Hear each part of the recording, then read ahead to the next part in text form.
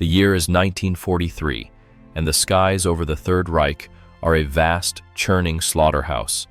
6 miles above the earth, in the thin, brutally cold air where breath turns to ice, a new kind of war is being waged. It is a war of attrition, fought not for miles of mud-caked ground, but for the soul of a continent. Each day, armadas of American B-17 flying fortresses and B-24 Liberators, hundreds strong, form up over England, their silver skins catching the morning sun, and begin their slow, majestic, and terrifying procession toward the industrial heart of Germany. They are magnificent beasts, these bombers. Each one is a fortress in name and in spirit, bristling with a dozen 50-caliber machine guns, crewed by 10 young men bound together by duty, fear, and a fragile hope of completing their 25 missions. From a distance, they appear invincible, a disciplined and glittering river of steel flowing inexorably eastward. But this is an illusion. For the men inside these aluminum tubes, every mission is a journey into hell, a roll of the dice against astronomical odds. Because this sky, this vast, empty canvas, does not belong to them. It belongs to the hunters. They are the Experten of the Luftwaffe, the elite fighter pilots of the German Air Force. They are not mere soldiers. They are the anointed kings of this aerial kingdom, their skill honed to a razor's edge in the skies over Poland, France, Britain, and the endless steppes of Russia. Men like Adolf Galland, Werner Mulders, and Günter Rahl are living legends, their names spoken with awe by their comrades and with dread by their enemies. They fly machines that are extensions of their own predatory instincts, the nimble, deadly Messerschmitt Bf-109 and the rugged, brutal Focke-Wulf FW-190. They rise from their airfields across occupied Europe to meet the American armadas, climbing like avenging angels into the sun. They do not engage in chivalrous duels. They have perfected the art of mass murder. They attack the bomber formations head-on, their cannons and machine guns blazing, flying straight through the wall of defensive fire with a terrifying, suicidal courage. They attack in packs, like wolves tearing at a wounded bison, concentrating their fury on a single bomber until it falters, its engines trailing black smoke, and begins its long, lonely spiral down to the earth below. For the American bomber crews, the arrival of the German fighters is the beginning of a nightmare. The sky erupts into a chaotic ballet of tracers, flak bursts, and fire. They watch as friendly bombers, just moments ago a comforting presence on their wing, suddenly explode in a silent, blossoming flower of orange and black, showering the formation with flaming debris and the bodies of their friends. They see the German fighters, painted with garish colors and personal emblems, flash past their windows, the faces of the pilots sometimes visible for a fleeting, terrifying instant. The American escort fighters, the P-38 Lightnings and P-47 Thunderbolts, fight with desperate bravery, but their reach is too short. Their fuel tanks, too small for the immense distances, run dry long before the bombers reach their most dangerous point. The escort pilots are forced to turn back, waggling their wings in a gesture of helpless farewell, leaving their big friends to face the heart of the Reich's defenses alone. This is the grim reality of the air war in 1943. The American strategy of daylight precision bombing is on the verge of collapse, its foundations cracking under the weight of unsustainable losses. Morale is plummeting. Men are dying in horrifying numbers. The empire is in flames, but the cost of victory seems impossibly high. The kings of the sky, the German Experten, appear unbeatable. But in the noisy factories of a distant continent, a solution is being born. It is not yet a hero. It is an afterthought, an ugly duckling of a plane, a design rushed into existence with the wrong engine and little fanfare. No one yet knows that this unassuming machine holds the key. No one suspects that it is destined to be reforged, given a new heart, and sent to challenge the gods of the sky themselves. A storm is coming. A Mustang is about to run wild. To understand the terror that gripped the heart of every American bomber crewman, one must first understand the men who hunted them. They were not a faceless horde. They were a brotherhood, an elite caste of warriors who had elevated aerial combat to a deadly art form. They were the Experten. The word does not simply mean expert or ace. An Allied pilot became an ace after 5 confirmed kills, a milestone often celebrated with champagne and headlines. For the Luftwaffe, 5 kills was a starting point, the end of apprenticeship. An Experte was a master craftsman of death, a pilot with dozens, sometimes hundreds, of victories, whose relationship with his aircraft was as intimate as that of a virtuoso with his Stradivarius. These were not reckless boys hungry for glory. They were seasoned professionals, many of them veterans of the Spanish Civil War, Poland, France, and the brutal attrition of the Eastern Front. They had learned their trade in the harshest classrooms on Earth. They possessed a cold, analytical approach to their work, a kind of detached, scientific lethality. They spoke of tonnage, calculating the weight of enemy aircraft they had destroyed. They were taught to be patient predators, to study their prey, identify its weaknesses, and strike with absolute precision and economy of motion. Every bullet fired was meant to find a home in a vital engine, a fuel tank, or a cockpit. Their lethality was amplified by the machines they flew, 2 of the finest piston-engined fighters ever created, each with its own distinct and terrifying personality. First was the Messerschmitt Bf-109. This was the thoroughbred, the stiletto. It was a lean, compact killing machine designed for speed and altitude. In the hands of an Experte, the 109 was a fencer's foil, its Daimler-Benz engine pulling it into a screaming climb that left most Allied fighters gasping in the thicker air below. Its greatest weapon was the engine-mounted cannon, firing through the propeller hub, allowing a pilot to concentrate a devastating stream of explosive shells into a single, precise point. The 109 was a creature of the vertical, a master of the diving ambush and the zoom climb, a scalpel used to make deep, fatal incisions into the lumbering bomber formations. Then there was its stablemate, the Focke-Wulf FW-190. If the 109 was a fencer, the FW-190 was a bare-knuckle boxer, a brutish, beautiful killer nicknamed the Würger, the butcher bird. Built around a powerful, air-cooled radial engine, the 190 was a tank of a fighter, incredibly strong and able to absorb immense punishment. Its signature trait was a phenomenal roll rate, allowing it to change direction with a startling, violent quickness.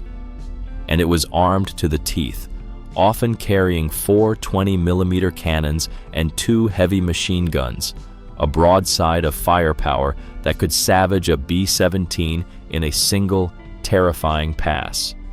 The 190 was the butcher's cleaver, designed to hack its way through the bomber's defensive fire and tear its wings off. The Experten used these tools with a chillingly effective set of tactics. They eschewed the elegant, turning dogfights of a bygone era. Their primary method of attack was the head-on pass, a maneuver that required nerves of pure steel.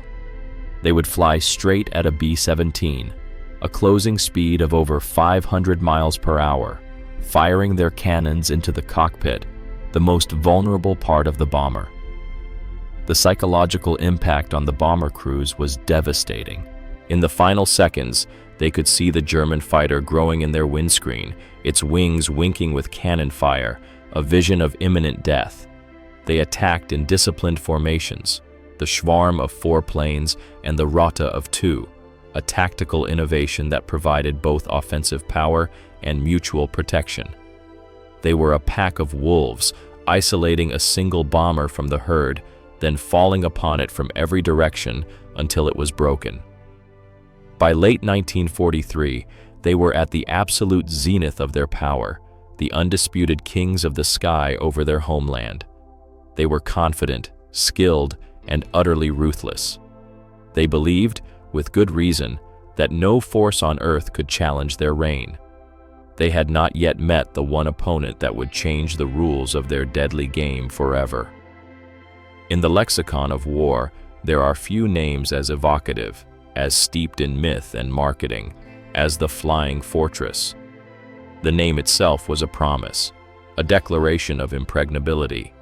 It conjured images of a soaring, untouchable citadel, a battleship of the sky capable of weathering any storm and defending itself against any foe. The American public, and indeed many in the military, believed in this promise. The B-17 was portrayed as a bristling porcupine of guns, a self-defending weapon that could fly into the heart of the enemy's lair, deliver its payload, and return home through sheer, unadulterated firepower. This belief was the central pillar of American strategic bombing doctrine, and it was a catastrophic, fatal delusion. The theory, born in the peacetime halls of the Air Corps Tactical School, was seductively simple. A tightly packed formation of bombers, known as a combat box, would create such a dense, overlapping field of fire from its hundreds of .50 caliber machine guns that no enemy fighter could possibly penetrate it. Any attacker would be flying into a meat grinder, a wall of lead that would tear it to shreds. On paper, it was a beautiful, self-contained solution to the problem of long-range escort. In the cold, vicious reality of the skies over Germany, the theory bled out in less than a year. The German Experten did not see a fortress. They saw a target, a large, slow-moving, and predictable target. They studied the combat box with the cold, analytical eye of a predator sizing up its prey, and they found its weaknesses with chilling precision. The American theorists had planned for attacks from the rear and the sides, the classic dogfighting approach. They had catastrophically underestimated the German willingness to attack from the front. The head-on attack, the 12 Uhr Angriff, or 12 o'clock high assault, was the key that unlocked the fortress. The B-17 had fewer guns facing forward, and the immense closing speed of the attack, over 500 miles per hour, gave the American gunners a window of perhaps 2 seconds to acquire, track, and fire on a target that was growing from a speck to a full-blown terror in the blink of an eye. The primary target was the cockpit, the bomber's fragile glass-enclosed greenhouse. A single, well-placed burst of 20mm cannon fire could kill or incapacitate both pilots instantly, transforming the 30-ton fortress into a rudderless, unguided bomb, spiraling down to its doom with its entire 10-man crew trapped inside. Even worse, the fortress was a fragile cage. It was unpressurized. At 25,000 feet, the crews endured temperatures of 50 degrees below zero, breathing thin, recycled oxygen through masks that frequently froze.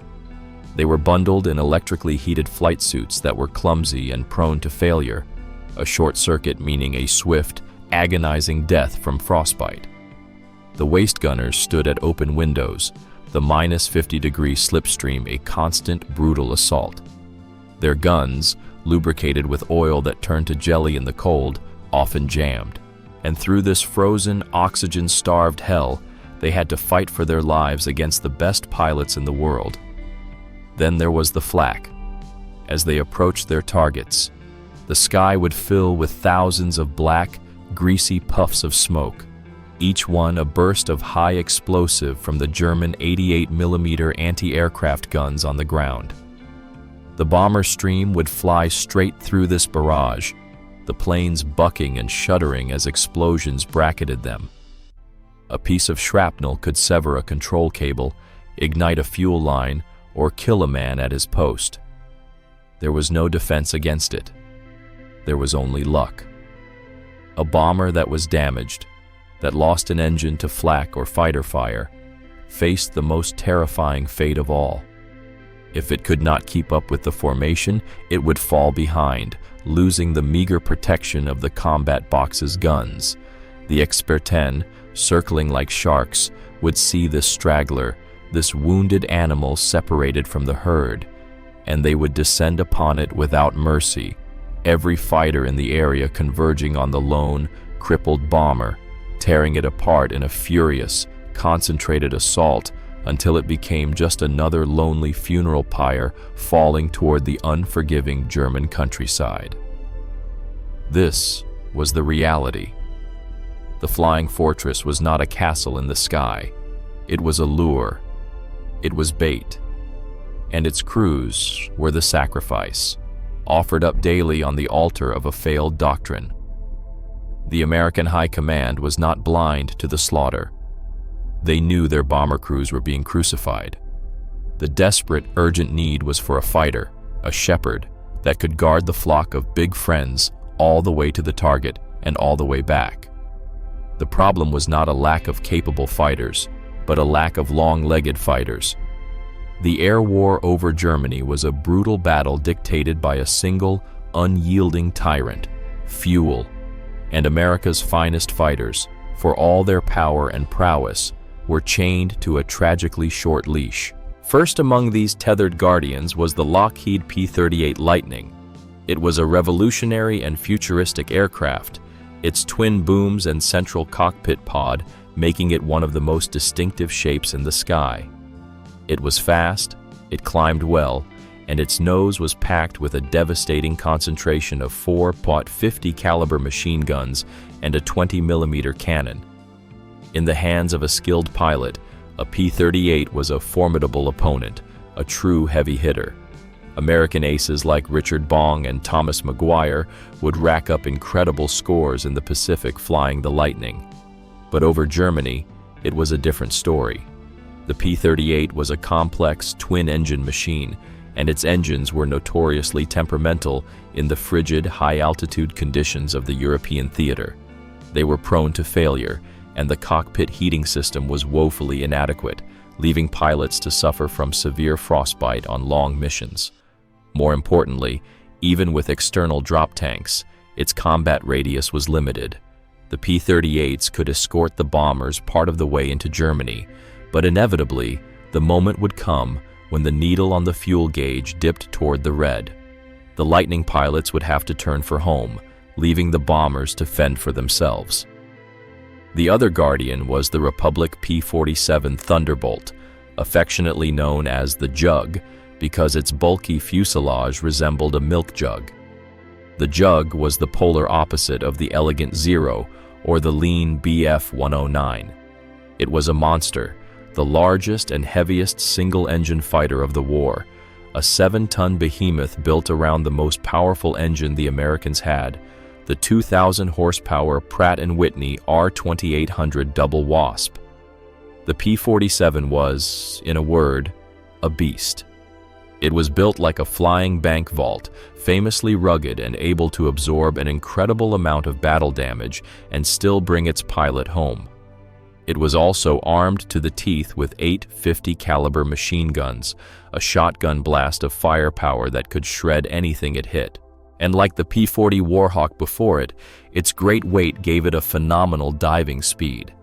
A Thunderbolt pilot in trouble could simply nose over and outdive any German fighter, a tactic that saved countless American lives.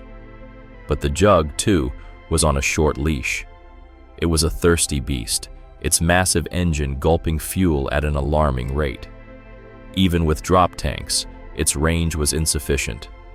The P-47s would meet the bombers over the North Sea, guard them across the Low Countries, and engage in furious, swirling dogfights with the Luftwaffe's first line of defense. They fought with skill and courage, and the German pilots quickly learned to respect the Jug's toughness and diving speed. But then came the heartbreaking moment of separation. The P-47 pilots, their fuel running low, would be forced to break off, waggling their wings in a final, grim salute to the bomber crews they were leaving behind. They would listen on their radios, helpless, as the calm voices of the bomber leaders were replaced by frantic calls for help, by the screams of men dying, as the formations flew on into the hornet's nest alone.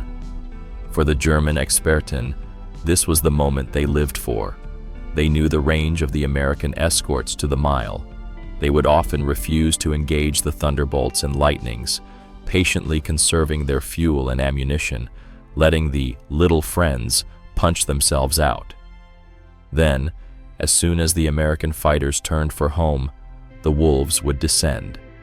The German controllers on the ground would radio, "Indianer sind zurück nach Hause." The Indians are heading home. It was the signal for the main attack to begin. This predictable, agonizing pattern, the escort, the departure, the slaughter, was the defining tragedy of the American air campaign in 1943. A solution had to be found, or the entire strategic bombing effort would have to be abandoned. The leash had to be broken. History is often a story of unintended consequences, of humble beginnings that blossom into earth-shattering outcomes. The savior of the American 8th Air Force was not born of a grand strategic plan or a formal military requirement. It was born of a business deal, a British purchasing mission, and a gamble by a small, ambitious aircraft company that was tired of being a subcontractor. The P-51 Mustang, the horse that would break the Luftwaffe, was an accident. The story begins not in the halls of the Pentagon, but in 1940, as the Battle of Britain raged. The British Royal Air Force, desperate for fighter aircraft, sent a purchasing commission to the United States. They bought every plane they could get their hands on, including the Curtiss P-40 Warhawk. But they needed more. They approached North American Aviation, NAA, a company that had a solid reputation for building training aircraft like the T-6 Texan, but had never designed a fighter. The British asked NAA to build P-40s for them under license from Curtiss. It was here that history took its first unexpected turn. James Dutch Kindleberger, the brilliant and ferociously ambitious president of North American, bristled at the idea. His company was not a mere copy shop. He made a counteroffer, a gamble of breathtaking audacity. He told the British that his team could design and build a brand new fighter, one that was far superior to the P-40, and they could have the prototype ready in just 120 days. The British, skeptical but intrigued, agreed. Kindleberger unleashed his chief designer, a German-born genius named Edgar Schmude, who had previously worked for Messerschmitt in Germany. Schmude and his team worked with a frantic, feverish intensity, often sleeping on cots in the design office. They threw out the old rulebooks and embraced the very latest in aerodynamic theory. Their masterstroke was the wing. They designed a laminar flow wing, a revolutionary airfoil shape that dramatically reduced drag, allowing the aircraft to slip through the air with unprecedented efficiency. This wing was the secret to the Mustang's future success, a key to its speed and, most importantly, its range. True to their audacious promise, North American rolled out the prototype, the NA-73X, in a record-breaking 102 days.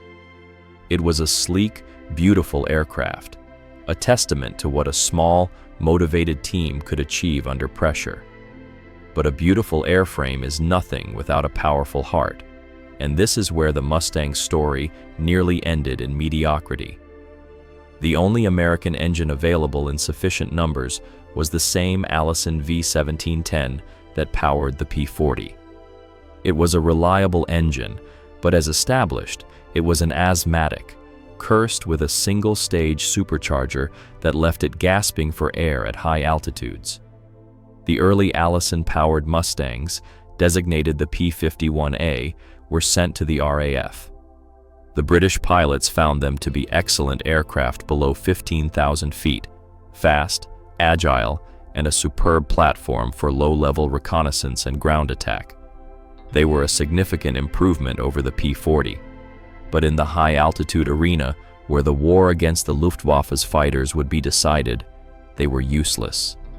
Above 20,000 feet, the Allison engine's performance dropped off so dramatically that a P-51A would struggle to keep up with a German bomber, let alone fight a Bf-109 or FW-190. The U.S. Army Air Forces, after testing the plane, were equally unimpressed.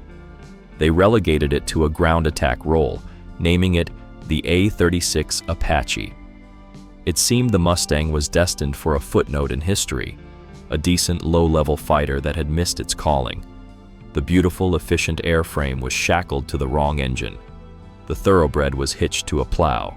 It was a brilliant but flawed machine, a promise tragically unfulfilled, waiting for a heart transplant that would unleash its true potential and change the course of the war.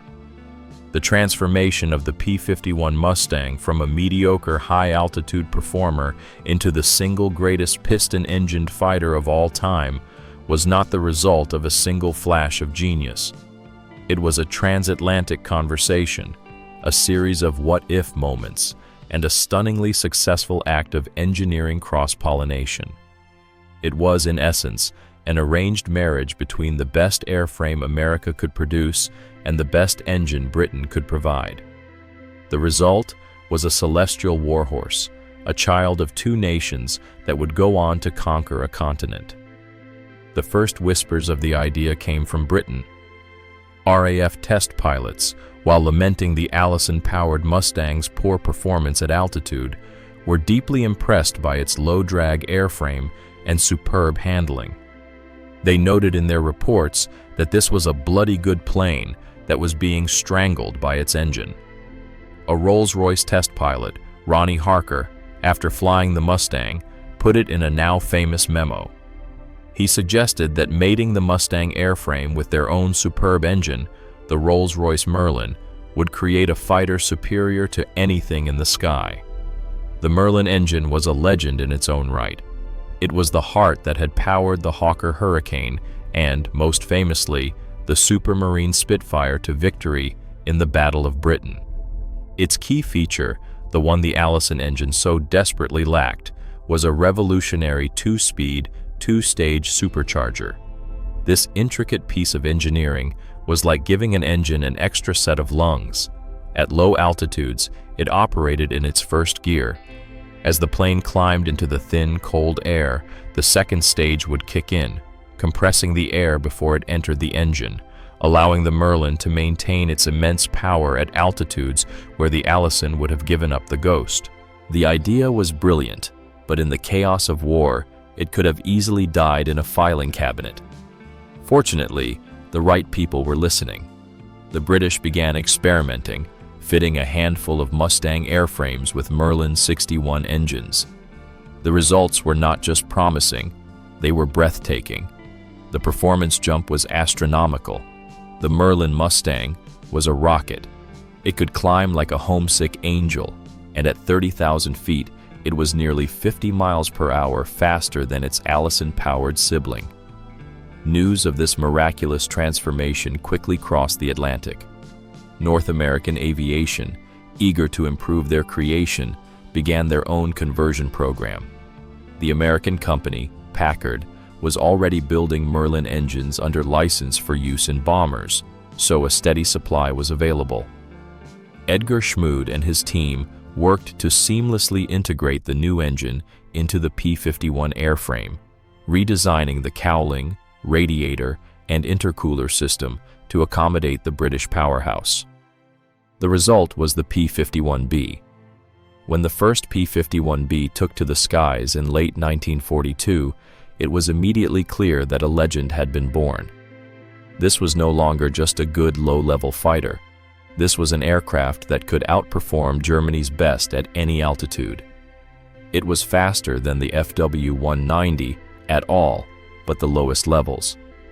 It could outturn a Bf-109.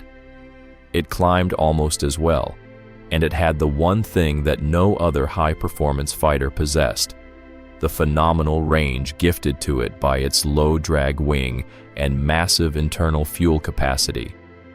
The final piece of the puzzle was the addition of external drop tanks, which allowed it to carry an even more enormous fuel load. With these fitted, The P-51B could fly from England to the heart of Germany, loiter over the target for a precious 15 minutes of combat, and fly all the way back. It was the perfect marriage. The sleek, efficient American body had been united with a powerful, high-altitude British soul. The ugly duckling had transformed into a swan with teeth, claws, and a taste for blood. The short leash that had tethered America's fighter pilots had been shattered. Now, they had a shepherd that could not only guard the flock all the way to the gates of hell, but could kick the gates down and fight the devil on his own terms. The Mustang was ready. The reckoning was about to begin. In the cold, damp winter of 1943, a new silhouette began to appear on the airfields of eastern England. It was a sleek, almost delicate-looking fighter, lacking the brutish muscularity of the P-47 Thunderbolt or the exotic twin-boom design of the P-38 Lightning. To the bomber crews who glanced at it, it seemed too small, too graceful to survive in the brutal skies over the Reich. The first P-51B Mustangs had arrived, and their reception was lukewarm at best. They were an unknown quantity, a new horse in a race that had already claimed thousands of lives.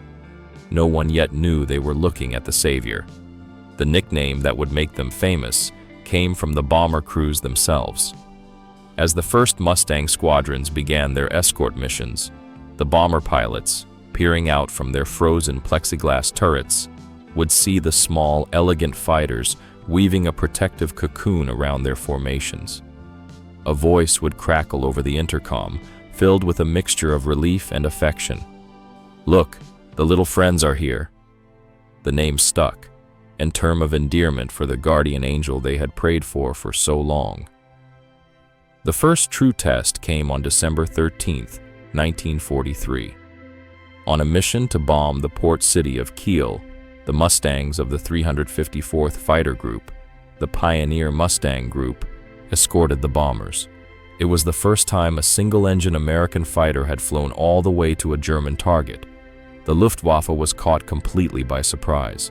German fighter controllers, seeing the escort, held back their main force, assuming the P-47s or P-38s would soon turn for home as they always did. But they kept going. The German pilots who rose to intercept the formation were stunned to find themselves engaged by these strange new fighters deep inside their own airspace. The Mustangs claimed over a dozen German fighters that day, a stunning debut that sent a jolt of alarm through the Luftwaffe High Command. But it was in the early months of 1944, during a series of missions that would become known as Big Week, that the Mustang truly and irrevocably changed the war. The goal of Big Week was to lure the Luftwaffe into a decisive battle and break its back by attacking the aircraft factories and airfields at the heart of Germany. For the first time, massive formations of B-17s and B-24s headed for targets deep in Germany: Brunswick, Leipzig, Oschersleben, and this time, their little friends went with them, all the way. Imagine the scene from a German cockpit.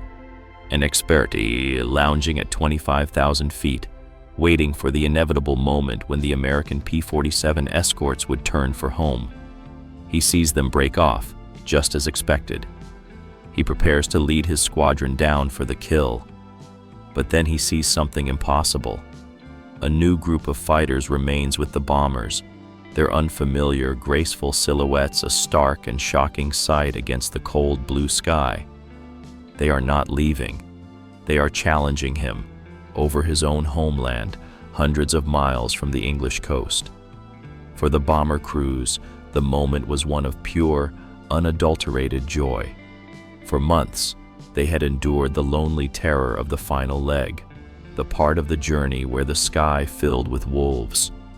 Now, as the German fighters began to form up for their head-on attacks, the little friends were there to meet them. The P-51s, perfectly suited for high-altitude combat, tore into the German formations with a fury and skill that left the Experten reeling. The hunters had become the hunted. A bomber gunner, watching from his waist position, would see a drama unfold, that was almost too fast for the eye to follow. A Focke-Wulf begins its deadly attack run on the bomber ahead. Suddenly, a silver streak, a Mustang, drops from above, its 6 machine guns spitting fire. The FW-190, just seconds from its kill, disintegrates in a flash of orange, its pilot never knowing what hit him. The Mustang pilot doesn't even pause. He pulls up, scans the sky for his next target, a shepherd fiercely and violently protecting his flock. The psychological impact was immense. Bomber crews, for the first time, felt they had a fighting chance. Their morale, which had been at rock bottom, soared. They were no longer just bait. They had guardians, little friends who would fight and die for them, not just for 100 miles, but for the entire journey. The radio chatter on the bomber intercoms, once a litany of fear and loss, was now punctuated with cheers as they watched their little friends systematically dismantle the once unbeatable Luftwaffe. The balance of power in the sky over Germany had been broken. A new king had been crowned. The arrival of the P-51 Mustang was not a gradual change. For the pilots of the Luftwaffe, it was a cataclysm, a sudden and violent rewriting of the sacred laws that had governed their sky. For years, they had been the masters of a deadly equation. They knew the performance of every Allied aircraft they faced. They knew when the escorts would have to turn back. They knew that at high altitude, their own machines, the Bf-109G and the FW-190A, were superior to anything the enemy could field. Their entire tactical doctrine was built upon this foundation of predictable, exploitable weaknesses. And then, in the winter of 1943, the equation was smashed to pieces. The first encounters were marked by a profound and lethal confusion. A German pilot, an expert with 100 victories, would spot what he thought was a familiar P-47, or perhaps a British Spitfire that had strayed far from home. He would maneuver for the kill, using his superior climb rate or turning ability, preparing to deliver the coup de grace. But the enemy plane would not behave as expected. It would match his climb. It would stick with him in a turn.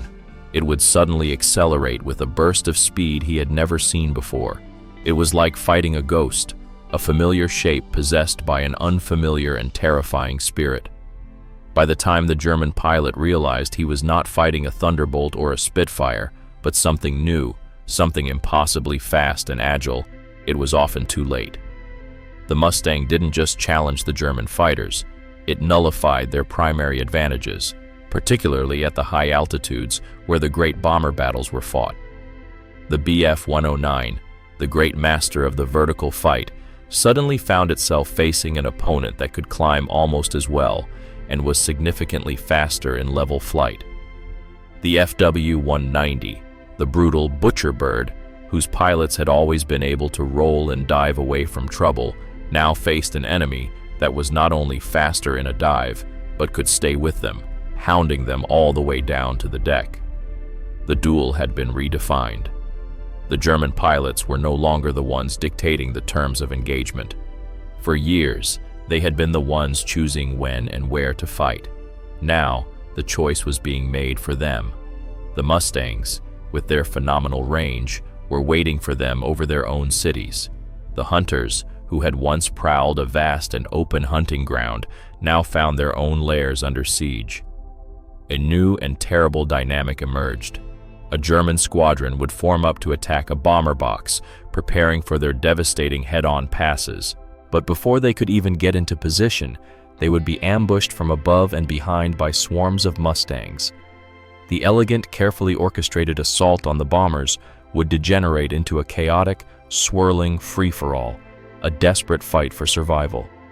The Experten, whose primary mission was to shoot down the 4-engine Dickerhund, fat dogs, now found themselves tied up in exhausting, life-or-death duels with enemy fighters that were their equal or even their superior. This new reality forced a painful reevaluation. The old tactics were no longer working. The old certainties were gone. A German pilot could no longer rely on his machine's inherent superiority.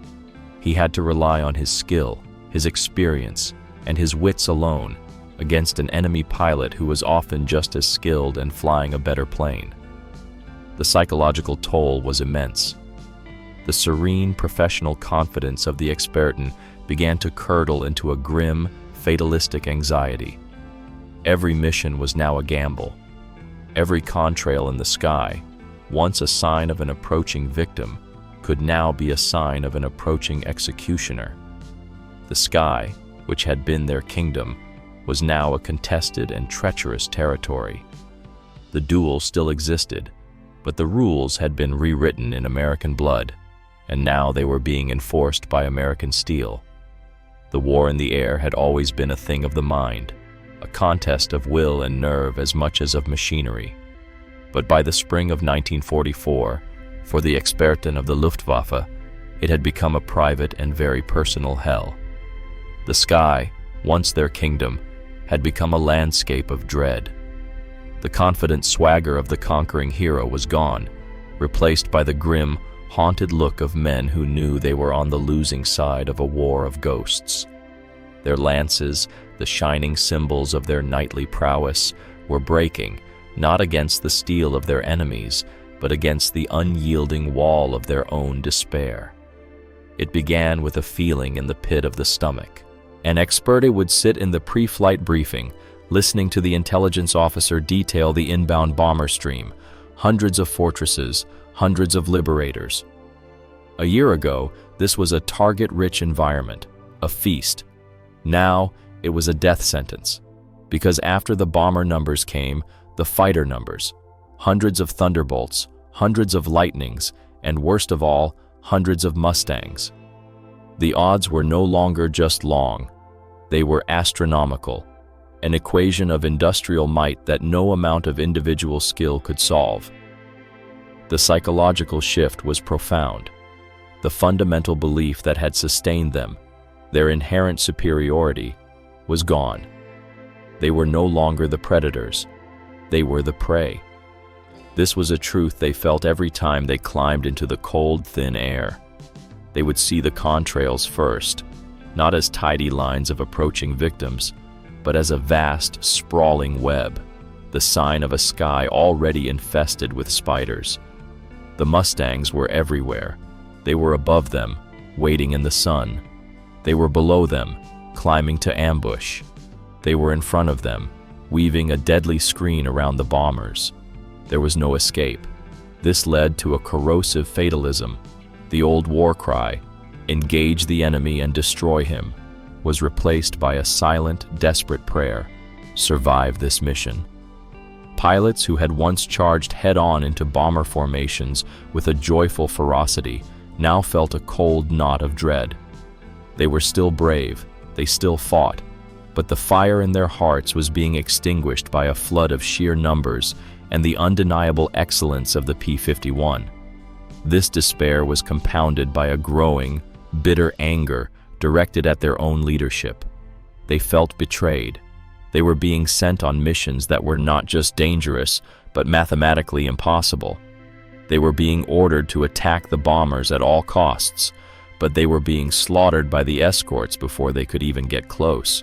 Legendary aces like Adolf Galland pleaded with the high command, demanding that they be allowed to focus on the true threat, the Mustang.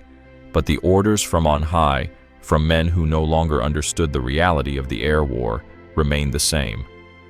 Attack the bombers. It was a strategy that was systematically sacrificing Germany's most precious asset, its irreplaceable cadre of veteran pilots. The strain began to shatter the Luftwaffe's once unbreakable discipline. The beautifully coordinated pack attacks of the Schwarm and Rote began to degenerate into desperate individual scrambles for survival. Veterans, knowing their only chance was a single high-speed pass, would dive through the formation, fire, and try to escape, often leaving the younger, less experienced pilots to fend for themselves in the swirling chaos. And it was these young pilots, the Kuchen or chicks, who paid the heaviest price. Rushed through training, with only a fraction of the flight hours of their Allied counterparts, they were thrown into the most complex and lethal aerial environment in history. A veteran Experten would watch in horror as a new wingman on his first or second mission would make a fatal mistake, turning with a Mustang, losing situational awareness for a split second, and simply vanish, his plane erupting in a silent flash of light miles away. The veterans were forced to become shepherds to a flock that was being slaughtered around them, a burden that hollowed them out from the inside. The lances were not just breaking, they were being given to children who did not know how to hold them. The Reich was devouring its own. In the crucible of total war, honor is a luxury that can only be afforded by the winning side. For the German fighter pilots of 1944, victory was a fading memory, and survival had become the only currency that mattered. Out of the wreckage of their broken morale and the ashes of their fallen comrades, a new, unwritten doctrine was forged. It was not a doctrine of conquest or glory. It was a cold, pragmatic, and deeply bitter set of rules known as the Code of Survival. The first and most sacred commandment of this new code was simple and absolute: avoid the Mustang. The elegant turning duel, the art form that had defined the Experten and proven his mastery, was now forbidden. To willingly engage a P-51 in a one-on-one dogfight was no longer a display of courage. It was an act of suicide. The Mustang was faster, it could hold its energy better, and at the high altitudes where the war was being fought, it was the superior machine. A German pilot who tried to mix it up with a Mustang was like a master fencer who brought a rapier to a gunfight. The outcome was preordained. Therefore, the mission had to be redefined. The primary target was, and had always been, the bomber. The new code dictated that the pilot's entire focus must be a singular, violent, and fleeting interaction with the fat dogs. All other considerations, including the ingrained instinct to engage an enemy fighter, were secondary to this objective. This gave rise to a new, brutal form of attack. The German pilots would now approach the bomber formations at extreme speed and from high altitude, using the performance of their Bf-109s and Fw-190s in the dive. They would slash through the escort screen, ignoring the Mustangs that rose to challenge them, their eyes fixed only on the lumbering B-17s. They were given one pass, one chance. Imagine a veteran ace, his knuckles white on the stick. He sees the bomber box, a wall of guns and steel. He also sees the Mustangs, dozens of them, weaving a deadly silver net around it. The warrior inside him, the duelist who has bested Spitfires and Yaks, screams to engage his counterpart to prove his worth. But the code of survival silences that voice. He pushes his nose down, the engine screaming, and plummets toward the bombers. For a few terrifying seconds, he is inside the formation, the air thick with tracers and flak. He lines up a fortress, unleashes a short, concentrated burst from his cannons, and prays it finds a vital spot. He doesn't wait to see the result. He doesn't linger to confirm his kill. The moment his guns fall silent, he is already executing his escape, diving away, using his momentum to flee the swarm of Mustangs that are now converging on his position like angry hornets. This was not a coward's tactic. It was the only sane tactic left. It required immense skill, courage, and a new kind of ice-cold discipline. But for the pilots themselves, it was a source of profound shame. They had been knights, the aristocratic masters of the sky. Now they were reduced to hit-and-run assassins, forced to strike and flee like partisans in their own territory. They had been taught that the highest expression of their craft was the duel, the intimate dance of death between two skilled opponents. Now they were being told that the highest expression of their craft was to avoid that dance at all costs. In the mess halls, the bitterness was palpable. "We are no longer fighter pilots," one famous ace was quoted as saying. "We are bomber destroyers and nothing more." They felt they were being forced to concede their own inferiority. to admit that the American pilots and their superior machines had driven them from their own sky. The lance of the knight had been broken, and in its place was the knife of the footpad, used for a single desperate stab in the back. This was the ultimate victory of the P-51 Mustang. It hadn't just shot the Experten down, it had stolen their soul. By the spring of 1944, the American commanders of the 8th and 9th Air Forces had noticed a profound change in the enemy. The German pilots, once so eager for a fight, were becoming ghosts. They would materialize for a single, lightning-fast pass on the bombers and then vanish, refusing to be drawn into a duel with the ever-present Mustangs. The Americans were winning the dogfights, but they were not winning the war. The bombers were still falling, and the Luftwaffe, though battered, was surviving by refusing to fight on American terms. A new strategy was needed, one as radical and ruthless as the enemy they faced. The architect of this new strategy was a man who personified American audacity, General James "Jimmy" Doolittle, the famed leader of the Tokyo Raid, who took command of the 8th Air Force in January 1944. Doolittle was a fighter pilot at heart, and he understood a fundamental truth of combat. You cannot win a war by playing defense. He saw that tethering his magnificent Mustangs to the lumbering bombers was like keeping a pack of wolves on a leash to guard a herd of sheep. The wolves could drive off an attacker, but they could not eliminate the threat. Doolittle decided to unleash his wolves. In a directive that would fundamentally change the air war, Doolittle issued a new, revolutionary order to his fighter groups. The old mission, close escort, was effectively dead. His new order was simple, brutal, and breathtakingly aggressive. Your primary mission is to destroy German fighters. He released the Mustang pilots from their defensive shackles. They were no longer just the little friends of the bombers. They were now an airborne extermination squad, given the freedom to hunt the German hunters wherever they could be found. The effect was immediate and electrifying. The sky over Germany, which had been a chessboard of defensive maneuvers, was transformed into a vast and lethal hunting ground.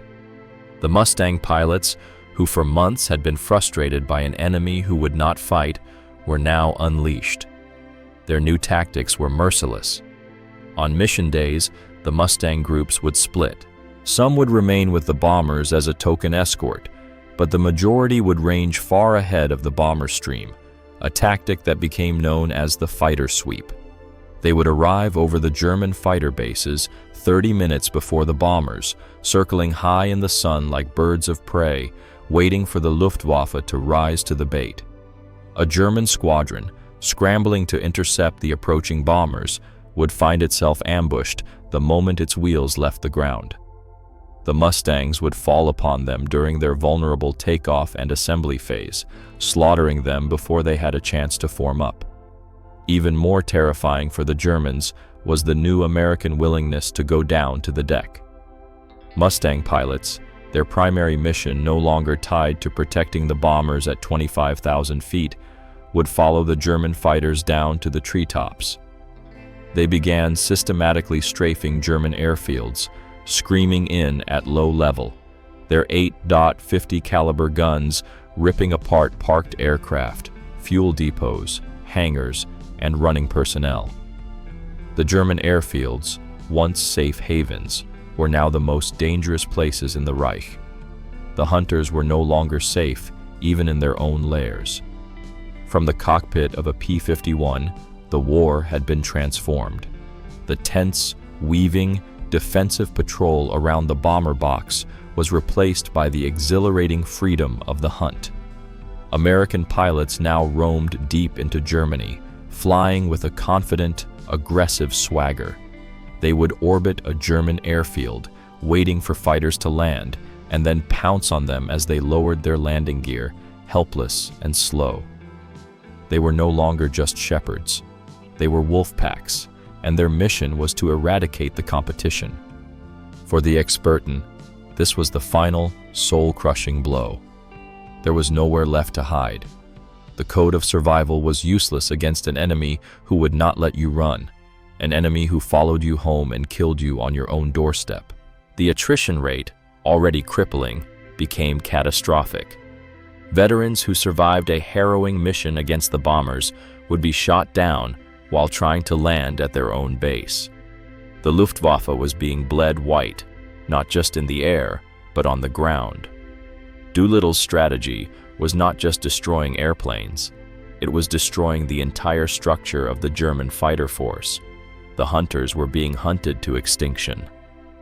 By the summer of 1944, the German fighter force, the once feared Luftwaffe, was no longer a coherent weapon of war. It was a ghost, a shattered remnant of its former glory, fighting a desperate and futile battle against an enemy that was not just superior in numbers and technology, but had achieved a state of total, crushing dominance. The lances of the Reich were not just broken, they had been ground into dust. The story of their final months is not a tale of heroic last stands, but of a systematic and brutal annihilation. The tipping point was the Allied invasion of Normandy on June 6, 1944. On that day, the skies over the invasion beaches should have been a swirling vortex of combat, the Luftwaffe throwing every available aircraft into the fight to repel the landings. Instead, the sky was eerily empty. The Luftwaffe was a no-show. Doolittle's campaign of hunting the hunters had been so devastatingly effective that the German fighter force had been bled white. The squadrons that were supposed to defend Fortress Europe were decimated, their airframes wrecked, their pilots dead or exhausted. On the most important day of the war, the Luftwaffe was powerless to intervene. The sky belonged to the Allies, and the Mustang was its undisputed king. What followed was a slow, agonizing death spiral. The American fighter sweeps grew bolder and more destructive. Mustang pilots, now veterans with dozens of missions under their belts, flew with an almost contemptuous confidence. They had achieved total air superiority, and they used it to dismember the German war machine from the air. The remaining Experten fought with a courage born of pure desperation. Men like Adolf Galland tried to form elite jet squadrons, flying the revolutionary Messerschmitt Me-262. The Me-262 was a marvel, a jet fighter that was over 100 miles per hour faster than the Mustang. In the hands of an ace, it was untouchable, but it was a case of too little, too late. There were never enough of them.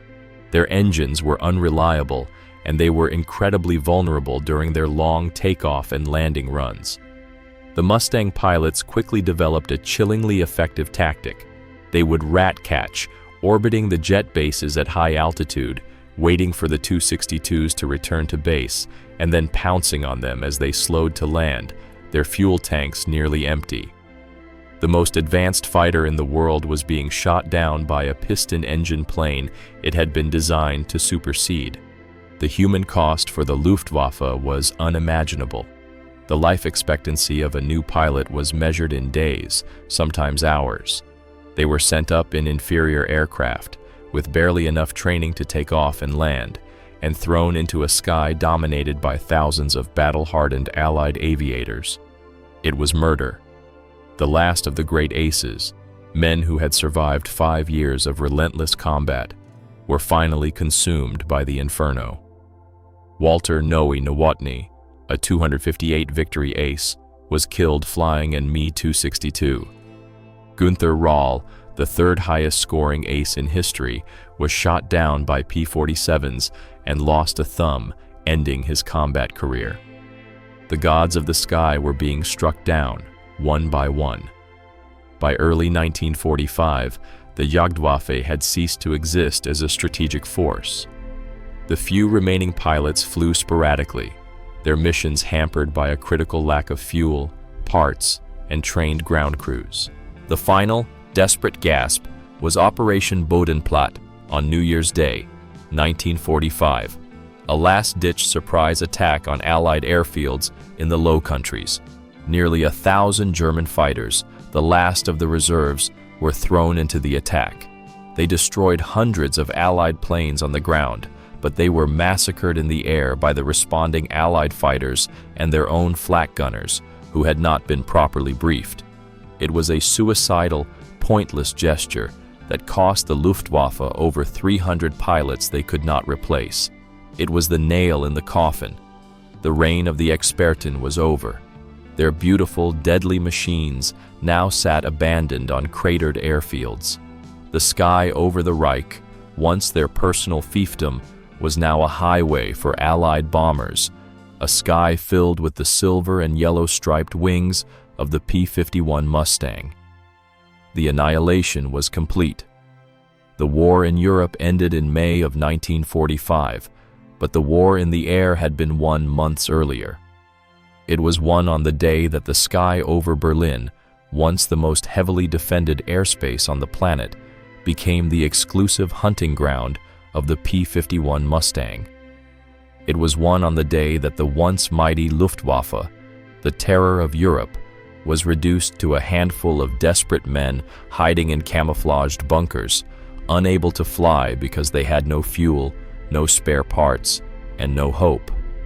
The ultimate symbol of this victory was not a flag raised over a ruined capital, but the sight of a sky striped with the black and white invasion stripes of Allied aircraft, flying with impunity wherever they pleased. The story of the Mustang and the German aces is a powerful epic of reversal. It is the story of how the hunters became the hunted, how the masters of the sky were driven from their thrones. It serves as a timeless testament to the idea that no weapon, no matter how advanced, and no warrior, no matter how skilled, is invincible. The German Experten were, without question, some of the most gifted and courageous fighter pilots the world has ever seen. Their mastery of their machines and their tactical brilliance in the early years of the war set a standard for aerial combat. But they were the victims of a fatal trifecta: the strategic arrogance of their leaders, the industrial limitations of their nation, and their own rigid adherence to a doctrine of combat that was rendered obsolete. They were magnificent knights, sent to fight a modern industrial war, and their code of honor could not protect them from the brutal mathematics of attrition. The P-51 Mustang, on the other hand, was the perfect weapon for the war it was destined to fight. It was not just a great airplane. It was the product of a winning philosophy. It was born of international cooperation, a marriage of the best of British and American ingenuity. It was the beneficiary of a flexible, adaptive doctrine wielded by commanders like Jimmy Doolittle, who were not afraid to abandon a failing strategy and unleash their full, aggressive potential. And it was the tip of a spear forged in the boundless industrial furnace of the United States, a nation that could produce thousands of aircraft and train tens of thousands of pilots, creating a tidal wave of air power that simply overwhelmed its enemy. In the end, the Mustang did more than just shoot down German fighters. It broke the will of the Luftwaffe. It forced the proudest pilots in the world into a humiliating code of survival, forcing them to avoid the very duels that had once defined their honor. By achieving total air superiority, the Mustang enabled the Allied strategic bombing campaign to proceed unmolested, pulverizing the industrial capacity of the Third Reich and crippling its ability to wage war. It allowed the D-Day landings to proceed without interference from the air, ensuring the successful opening of the Second Front. Today, the sleek, shark-like forms of the Messerschmitt and the Focke-Wulf are museum pieces, relics of a fearsome but vanquished power. The P-51 Mustang, with its polished silver skin and checkerboard nose art, endures as an icon of victory, its Merlin engine roaring at air shows around the world, a sound that is still, for many, the sound of freedom itself. They are the ghosts of a terrible and epic conflict, a reminder that the sky is a vast and unforgiving battlefield, and that victory belongs not to the proudest, but to the most adaptable, a final lesson written forever in a sky once striped with victory. Thank you for watching to the end. If you liked it, please give it a like, subscribe, And don't forget to hit the bell so you don't miss new videos. There are more amazing stories to come. Take care of yourselves and your loved ones.